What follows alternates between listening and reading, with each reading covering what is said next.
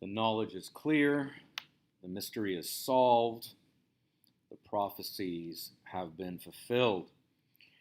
And Oedipus leaves to go into the palace, following Jocasta, who left a while earlier, before the arrival of the herdsman. Um, and now the chorus again is left to pick up the pieces. And they give their song. Their song is about the miserable condition of men.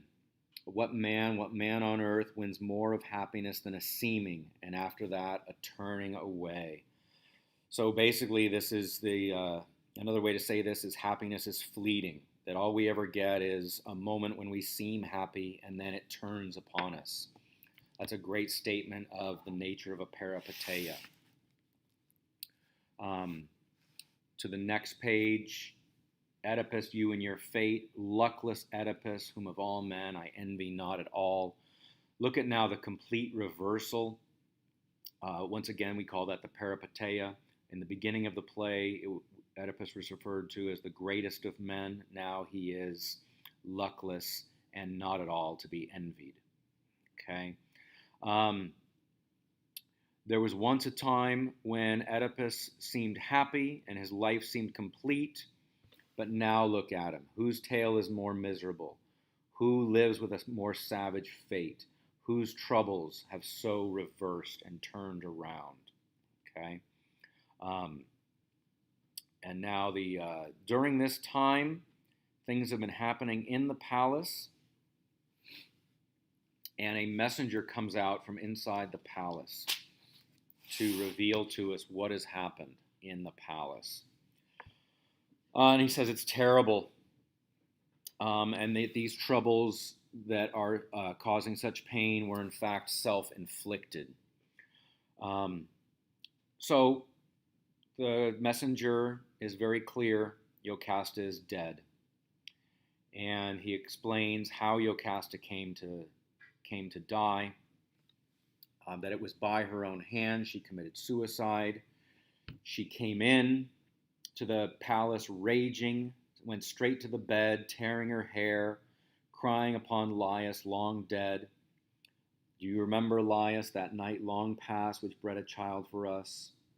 She groaned and cursed in the bed, which she brought forth a husband by her husband, children by her own child, an infamous double bond. So the messenger making explicit that Jocasta's suicide was as a result of her gaining this knowledge and realizing that the prophecy had been fulfilled. Okay. The messenger says he doesn't know exactly how she died because Oedipus came in and he was raging, shouting, distracted us. He wanted a sword. And he again talks about his mother's womb as being a field of double sowing.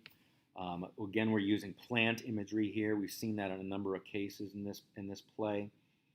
So the same land from which he sprang is also the land where he sowed his own children. He rushed into the doors of their room, knocked the bolts out of their sockets, and he saw his wife hanging, the twisted rope around her neck. He cried and brought her down from the noose. After he cut the noose and brought her down. And then he took the brooches, the gold. Basically, these would have been things that fastened her robe or her garment over her shoulders. She would have had one on each shoulder. And these would have been, decorative, but they would have had pins on one end so that they would pierce the robe and then be fastened there. And he took these and pierced his own eyeballs with them, shrieking such things as these eyes will never see the crime I have committed or had done upon me. Dark eyes now in the days to come look upon forbidden faces, do not recognize those whom you long for. So basically, now that Oedipus has the knowledge, he has extinguished his sight. So both of these actions were self-inflicted. Yocasta's suicide, Oedipus's blinding, and now the messenger says that Oedipus is going to come out from the palace. Okay, he shouts. The messenger says for someone to unbar the doors and bring him out so that he can see the men of Thebes, basically so he can face the his new fate. He says he'll cast himself out of the land, so he'll go into exile. He'll bring the he'll bring the town clear of the pollution, um, which was in fact, his initial proclamation and curse was that the killer of Laius would have to leave.